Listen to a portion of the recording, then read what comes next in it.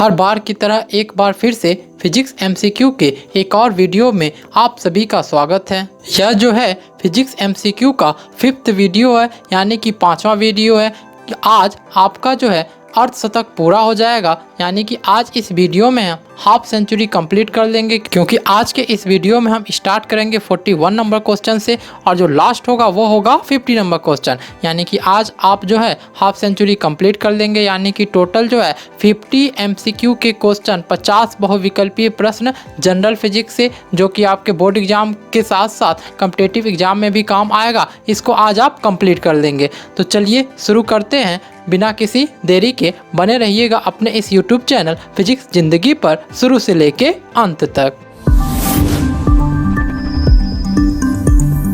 आज के इस वीडियो का फर्स्ट नंबर क्वेश्चन और एमसीक्यू के अकॉर्डिंग 41 नंबर क्वेश्चन आपके स्क्रीन के सामने है। स्क्रीन पर आप देख सकते हैं, इसमें पूछा गया है किस रंग का तरंगदैर्ध्य सबसे अधिक होता है। Which colour has highest wavelength. इसके ऑप्शन दिए गए हैं हरा, ग्रीन, पीला, येलो, बैगनी, वायलेट, रेड, लाल। आपको इसमें यह बताना है कि इन चारों में से कौन सा ऐसा कलर है जिसका जो वेवलेंथ है, जो तरंगदैर्ध्य है, वो सबसे अधिक होता है। यहाँ पे जो चारों कलर आपको दिए गए हैं ये आपके विजिबल स्पेक्ट्रम है, दृश्य वर्णपट के कलर है। यानी कि जब किसी श्वेत प्रकाश को, व्हाइट लाइट को जब हम प्रिज्म से गुजारते हैं तो वो अपने अवयवी कंपोनेंट्स में, अपने अवयवी रंगों में विभक्त होता है। तो उसमें जो 7 कलर्स मिलते हैं, जो 7 रंग मिलते हैं, उन्हीं में से ये चारों कलर्स हैं। तो उन्हीं के अकॉर्डिंग आपको ये बताना है कि इसमें किस कलर का, किस रंग का तरंगदैर्ध्य वेवलेंथ सबसे अधिक होता है। आपको हर बार की तरह इस बार भी एक क्वेश्चन के लिए 5 सेकेंड का समय मिलेगा, यानी कि हर एक क्वेश्चन के लिए आपको 5-5 सेकेंड का समय मिलेगा।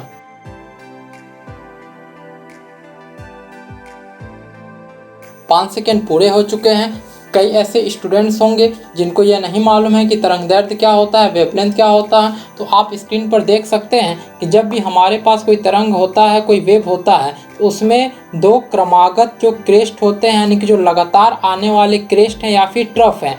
हिंदी में इसको श्रृंग और ट्रफ को बोलते हैं गर्त। अब ये मत कहिएगा कि श्रृंग जो हिंदी में लिखा हुआ है वो गलत लिखा है, यहाँ पे मिसप्रिंट हो गया है। श्रृंग में वो गलती से इस तरीके से लिखा गया है। तो यहाँ पे जो हम बात कर रहे हैं वेवलेंथ का, जिसे लैम्डा से डिनोट किया जाता है, 2 लगातार आने वाले क्रेस्ट या फिर ट्रफ के बीच का जो डिस्टेंस होता है वही आपका वेवलेंथ होता है। 2 लगातार श्रृंगों या फिर गर्तों के बीच की दूरी जो है उसे ही हम कहते हैं तरंगदैर्ध्य। आपके प्रश्न में पूछा गया था कि किस रंग का तरंगदैर्ध्य सबसे अधिक होता है। तो हम बारी बारी से सभी ऑप्शन को देख लेते हैं कि किसका तरंगदैर्ध्य कितना होता है। तरंगदैर्ध्य को मेजर करने के लिए हम प्रायः नैनोमीटर का इस्तेमाल करते हैं या फिर एंगस्ट्रम का इस्तेमाल करते हैं। तो आपके स्क्रीन के सामने जो वैल्यू आ रहेगा वो आपका एंगस्ट्रम में आएगा। आप इसे चाहे तो नैनोमीटर में भी देख सकते हैं।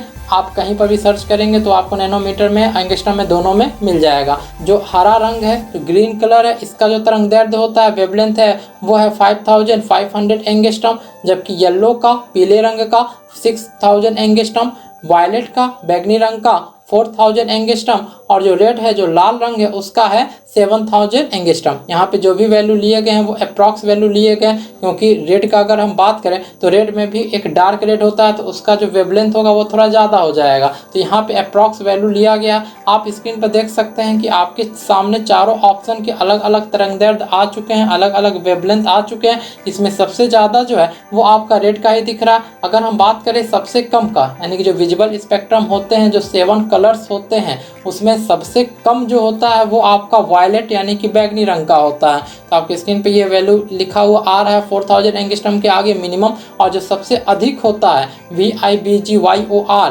यानी कि जो 7 कंपोनेंट्स कलर हैं, इसमें जो सबसे अधिक होता है वो होता है आपका रेड कलर का।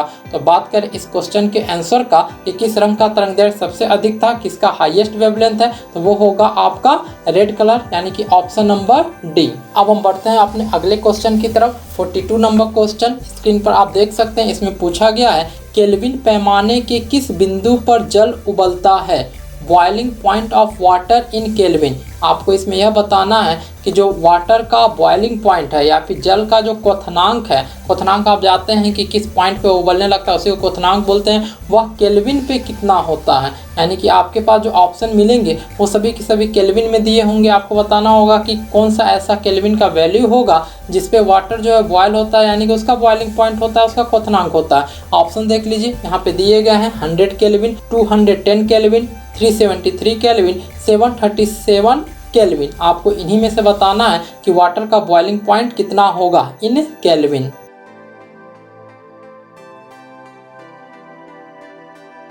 जनरली जो हम जानते हैं कि जल का जो क्वथनांक होता है, वाटर का जो बॉइलिंग पॉइंट होता है वो 100 डिग्री सेल्सियस होता है। तो आपके स्क्रीन के सामने ये लिखा भी हुआ है बीपी ऑफ वाटर। बीपी मतलब ब्लड प्रेशर नहीं, बॉइलिंग पॉइंट है, यानी कि क्वथनांक है। वाटर का, पानी का क्वथनांक जो है वो है आपका 100 डिग्री सेल्सियस। अब यहाँ पे जो ऑप्शन दिए गए हैं वो केल्विन में दिए गए हैं, तो हम देख लेते हैं आखिर डिग्री सेल्सियस को केल्विन में हम किस तरीके से बदल सकते हैं। तो आपके सामने जो है वो केल्विन का रिलेशन डिग्री सेल्सियस के साथ है, K = C + 273। यानी कि अगर आपके पास C का वैल्यू मालूम है तो आप उसे K में निकाल सकते हैं, अगर K का वैल्यू मालूम है तो उसे C में निकाल सकते हैं। यहाँ पे हम जनरली वाटर का जो बॉइलिंग पॉइंट है, जो जल का क्वथनांक है, वो डिग्री सेल्सियस में जानते हैं कि 100 डिग्री सेल्सियस पे वाटर जो है बॉयल हो जाता है। तो 100 डिग्री सेल्सियस में यानी जो C का वैल्यू, उसी में आपको 273 को ऐड कर देना है।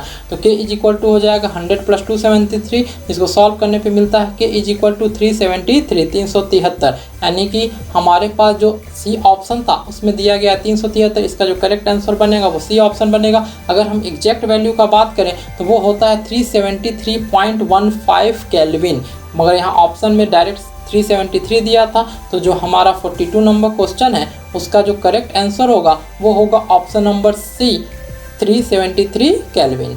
अब हम मूव करते हैं अपने नेक्स्ट क्वेश्चन की तरफ। 43 नंबर क्वेश्चन, आज के वीडियो का 3 नंबर क्वेश्चन। इसमें पूछा गया है पानी का अधिकतम घनत्व कितना होता है, what is the maximum density of water. चलिए देख लेते हैं इसके ऑप्शन क्या क्या दिए गए हैं। कंप्यूटर बाबा जरा ऑप्शन दिखाइए। देखिए इसमें ऑप्शन क्या क्या दिए गए हैं, 4 degree Celsius, -4 degree Celsius, 4 kelvin, 4 degree Fahrenheit. Celsius में भी दिया गया है, केल्विन में भी है और फ़ारेनहाइट में भी है। अच्छा क्वेश्चन है। आपको इसमें बताना है कि पानी का घनत्व कितना होगा, मैक्सिमम डेंसिटी ऑफ वाटर कितना होगा। 5 सेकंड का समय है, जल्दी से कमेंट करके आंसर बताइए।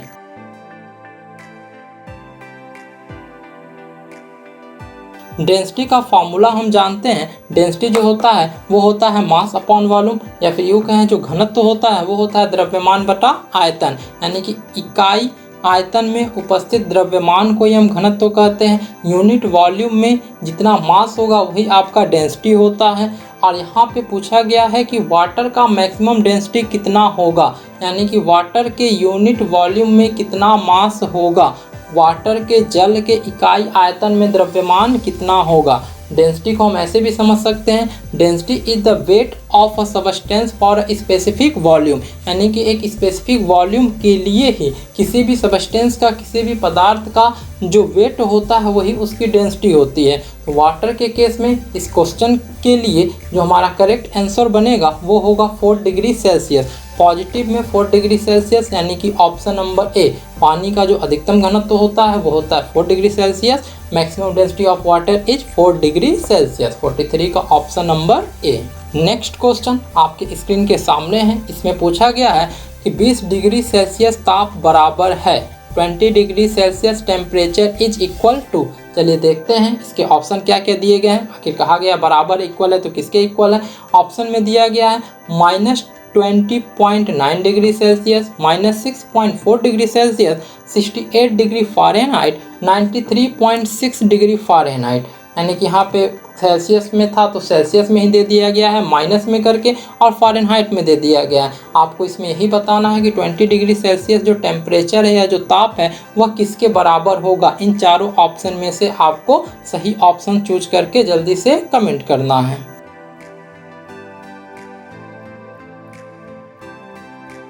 इन सभी ऑप्शन को देख के आपको यह तो अंदाज़ा लग गया होगा कि यहाँ पे जो ऑप्शन नंबर ए और बी है ये भी डिग्री सेल्सियस में ही दिए गए हैं।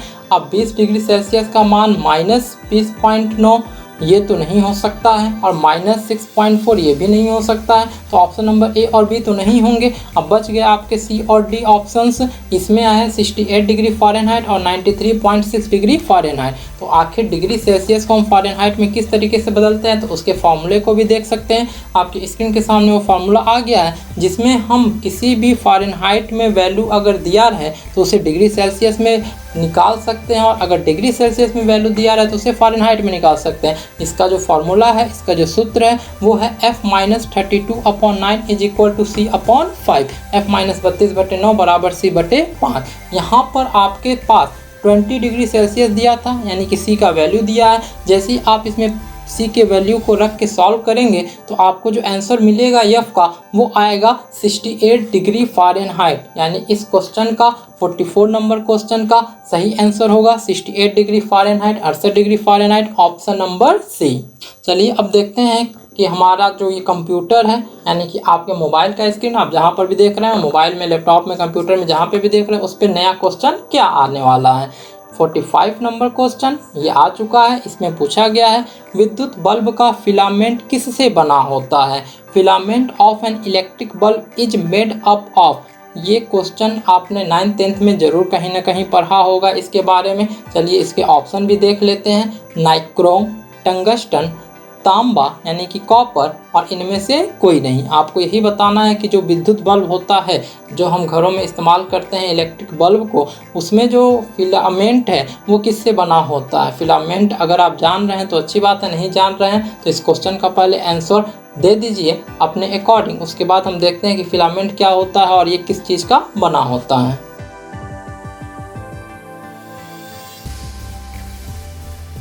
जैसा कि कई लोगों के कमेंट आ चुके हैं, चलिए हम देख लेते हैं कि आखिर जो फिलामेंट है किसी भी इलेक्ट्रिक बल्ब में वो क्या है। आपके स्क्रीन के सामने एक बल्ब का फिगर आया, विद्युत बल्ब है। इसमें जो फिलामेंट है वह होगा किसका, तो वो होगा टंगस्टन का बना हुआ। जैसा कि आप स्क्रीन पर देख सकते हैं, टंगस्टन को दिखाया गया है। यह जो फिलामेंट है जिसमें एरो करके दिखाया गया, उसी को हम फिलामेंट बोलते हैं। और यह जो फिलामेंट है वो टंगस्टन का बना होता है। टंगस्टन का आखिर के बनाते क्यों हैं, क्योंकि टंगस्टन का जो मेल्टिंग पॉइंट है वो बहुत ज़्यादा हाई होता है। यानी कि ये टंगस्टन जो है वो बहुत ही ज़्यादा हाई वैल्यू पे मेल्ट करेगा।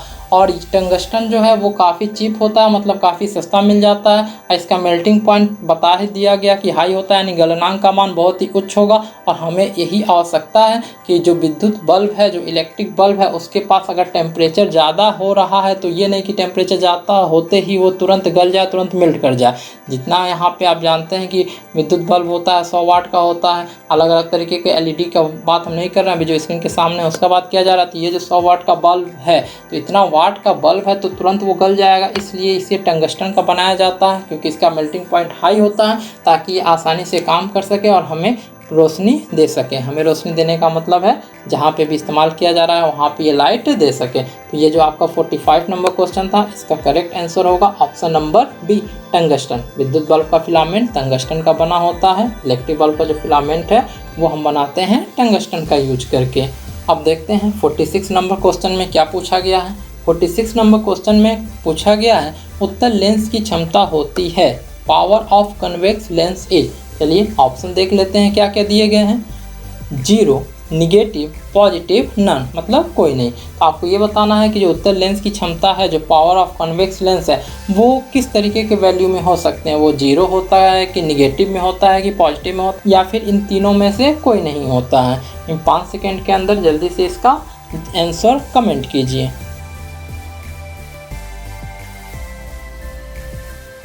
अगर हम बात करें उत्तल लेंस के लिए यानी कि कॉन्वेक्स लेंस के लिए, तो कॉन्वेक्स लेंस के लिए जो फोकस दूरी होती है, फोकल लेंथ होती है, वो पॉजिटिव होती है। और इसका जो पावर होगा, इसकी जो क्षमता होगी, वो भी धनात्मक ही होगी, यानी कि पॉजिटिव ही होगी। तो 46 नंबर में आपसे यही पूछा गया था कि उत्तल लेंस की क्षमता कैसी होती है, पावर ऑफ कन्वेक्स लेंस कैसा होगा। तो इसका जो करेक्ट आंसर होगा वो होगा ऑप्शन नंबर सी, पॉजिटिव। यानी कि उत्तल लेंस की क्षमता धनात्मक होती है, पावर ऑफ कन्वेक्स लेंस जो है वो पॉजिटिव में होता है। आप इसको याद रखिएगा। उत्तल लेंस के लिए फोकस दूरी और उसकी क्षमता दोनों धनात्मक होती है, यानी कि focal length of convex lens and power of convex lens both are positive. और अगर वहीं हम बात करें अवतल लेंस के लिए यानी कि कॉन्केव लेंस के लिए, तो कॉन्केव लेंस के लिए उसकी जो फोकल लेंथ होगी और पावर ऑफ कॉन्केव लेंस जो होगा वो निगेटिव में होगा। अवतल लेंस की फोकस दूरी और अवतल लेंस की क्षमता इसका मान ऋणात्मक होता है। चलिए अब हम देखते हैं 47 नंबर क्वेश्चन, यानी कि हम धीरे धीरे बढ़ रहे हैं अर्धशतक पूरा करने की तरफ। 47 नंबर क्वेश्चन में देखिए, क्वेश्चन तो बड़ा दिख रहा है। चलिए देखिए क्या लिखा हुआ है। 1.60 मीटर ऊंचाई की वस्तु का पूरा प्रतिबिंब देखने के लिए दर्पण की न्यूनतम लंबाई, minimum length of mirror required to see full image of 1.60 metre height object. आपसे ये कहा गया है कि मान लीजिए हमारे पास कोई भी ऑब्जेक्ट है जिसकी हाइट दे दी गई है 1.60 मीटर, यानी इतनी ऊंचाई का एक वस्तु है, एक ऑब्जेक्ट है। अब इसका ही इमेज जो है हमें पूरा देखना है, तो उसके लिए कितने बड़े शीशे का इस्तेमाल करना पड़ेगा, यानी हम कितना बड़ा शीशा इस्तेमाल करें, उस शीशे की लंबाई कम से कम कितनी रखें जिससे हमको ये पूरा 1.60 मीटर ऊंचाई का वस्तु दिखाई दे। इसके ऑप्शन देखते हैं। ऑप्शन में दिए गए हैं 1.60 मीटर, यानी जितना बड़ा ऑब्जेक्ट है उतना ही बड़ा हम उसका मिरर ही बना लेते हैं, यानी उतना ही बड़ा मिरर ले लेते हैं जितना बड़ा ऑब्जेक्ट। तो पता नहीं पूरा दिखाई दे कि नहीं दिखाई दे, वो तो इसका करेक्ट ऑप्शन जानने के बाद ही पता चलेगा। दूसरा ऑप्शन है 3.20 मीटर, तीसरा है 0.80 मीटर और फोर्थ नंबर ऑप्शन है 2.40 मीटर। तो आपको सही ऑप्शन सेलेक्ट करके कमेंट करना है कि आखिर 1.60 मीटर का जो ऑब्जेक्ट है उसका पूरा इमेज देखने के लिए जो मिरर होगा, जो दर्पण होगा, यानी जो शीशा, उसका मिनिमम लेंथ कितना होना चाहिए।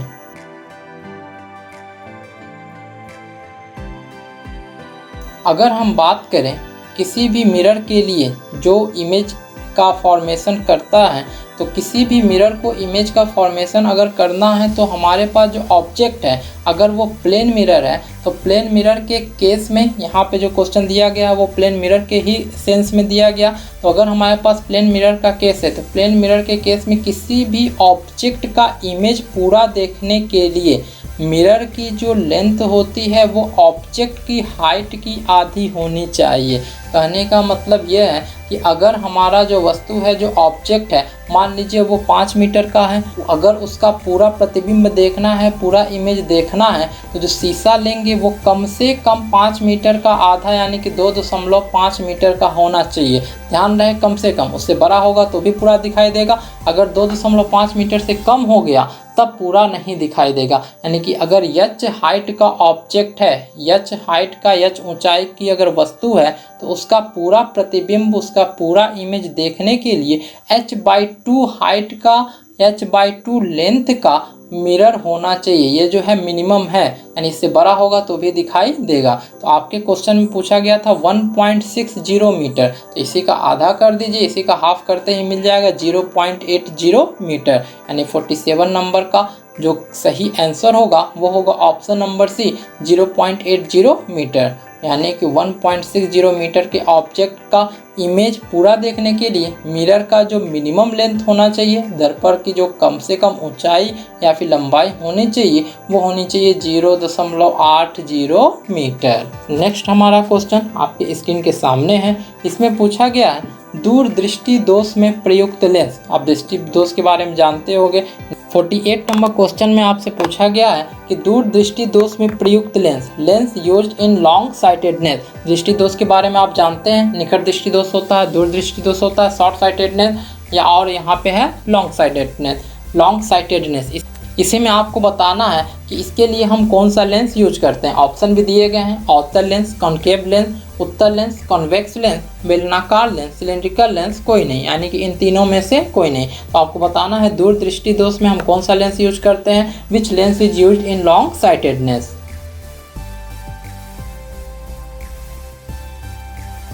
दूरदृष्टि दोष के लिए हम इस्तेमाल करते हैं उत्तल लेंस का, लॉन्ग साइटेडनेस के लिए इस्तेमाल किया जाता है कॉन्वेक्स लेंस का।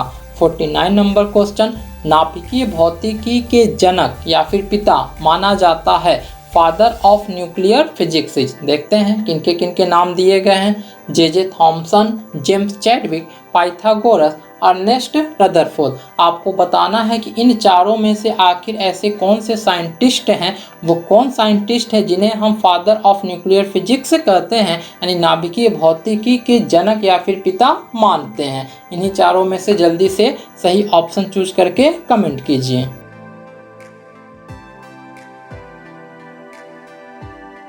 49 नंबर क्वेश्चन का जो सही आंसर है वो है आपका option number D, Ernest Rutherford. यानी न्यूक्लियर फिजिक्स के जो फादर हैं वो हैं अर्नेस्ट रदरफोर्ड। अर्नेस्ट रदरफोर्ड को ही नाभिकीय भौतिकी का जनक माना जाता है। अब हमारे आज के इस वीडियो का लास्ट क्वेश्चन एमसीक्यू के अकॉर्डिंग 50 नंबर क्वेश्चन यानी कि हाफ सेंचुरी। देखिए इसमें क्या पूछा गया, निरंतर गति से चलने पर त्वरण का मान, value of acceleration for uniform velocity. काफ़ी आसान क्वेश्चन है, चलिए ऑप्शन भी देख लेते हैं। ऑप्शन में दिए गए हैं 2, 5, 0, 9, 2, 5, 0, 9। आपको बताना है कि अगर कोई भी ऑब्जेक्ट, कोई भी बॉडी यूनिफॉर्म वेलोसिटी से मूव कर रहा हो तो उसका एक्सीलरेशन कितना होगा। एक समान गति से अगर कोई भी वस्तु चल रही है तो उसके लिए त्वरण का मान कितना होगा।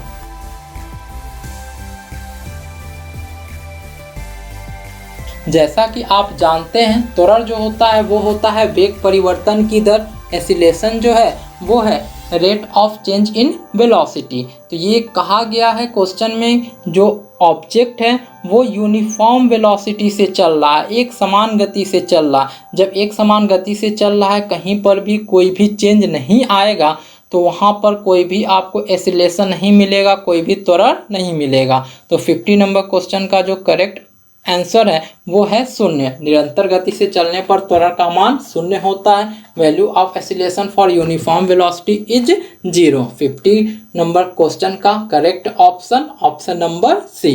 अब हम मिलेंगे अपने नेक्स्ट एमसीक्यू के वीडियो में हर बार की तरह फ्राइडे को रात में 9 PM पर, यानी कि रात में 9 बजे। अगर आपने अभी तक हमारे चैनल को सब्सक्राइब नहीं किया है तो नीचे दिए गए लाल बटन पे क्लिक करके उसे सब्सक्राइब कर लें और साथ ही साथ नोटिफिकेशन बेल को दबाकर उसमें ऑल ऑप्शन को भी सेलेक्ट कर लें, जिससे हमारे आने वाली वीडियोस की नोटिफिकेशन सबसे पहले आपको मिल सके। और साथ ही साथ आप हमें फेसबुक और इंस्टाग्राम पे भी फॉलो कर सकते हैं, जिसका लिंक नीचे डिस्क्रिप्शन बॉक्स में दिया गया है।